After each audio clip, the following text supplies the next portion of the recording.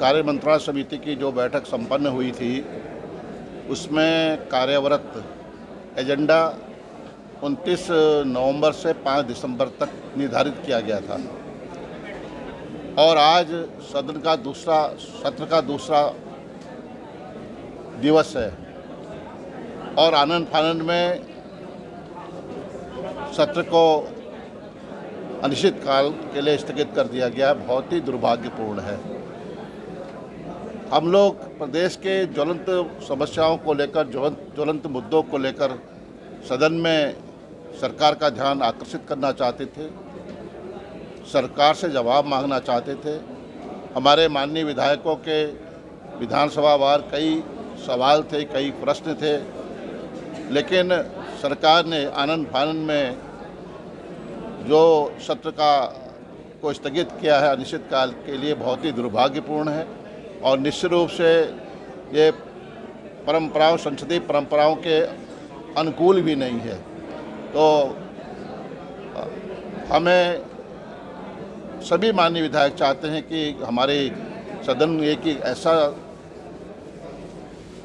ऐसा मंच है जहां पर हम अपनी बात को कह सकते हैं, लेकिन दुर्भाग्य की बात है कि सदन में जिस तरह से 2 दिनों में देखा गया, माननीय मंत्रीगणों का कोई होमवर्क नहीं था।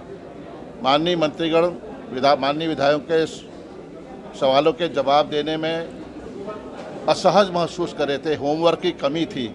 और मुझे लगता है कि सरकार के 9 माह के कार्यकाल में जिस तरह से घोटाले, जिस तरह से भ्रष्टाचार, जिस तरह से विकास अवरुद्ध विकास, तमाम मसले थे, सरकार उनको फेस कर नहीं पा रही थी, इसलिए उन्होंने सत्र को अनिश्चित काल के लिए स्थगित कर दिया है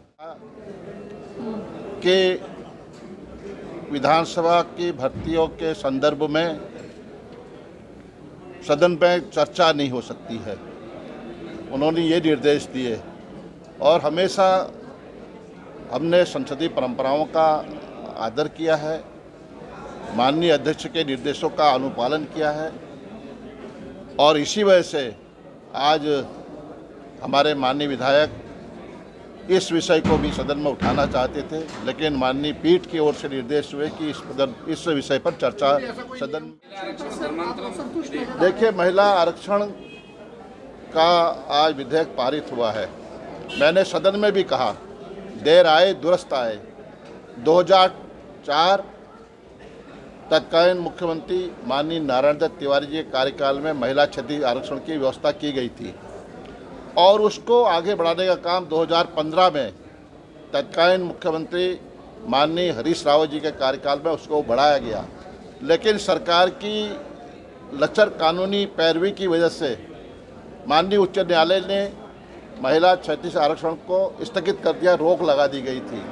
और आखिरकार हमने लगातार उठाया, इस प्रश्न को लगातार हमने उठाया। हमने कहा कि महिलाओं को क्षत्रिय आरक्षण का लाभ मिलना चाहिए। हमने प्रेस में भी कहा, आपके सामने भी हमने अपनी बात को रखा और हमने कहा अगर सरकार चाहती है, ईमानदार है, तो सरकार को अध्यादेश लाना चाहिए, ऑर्डिनेंस लाना चाहिए।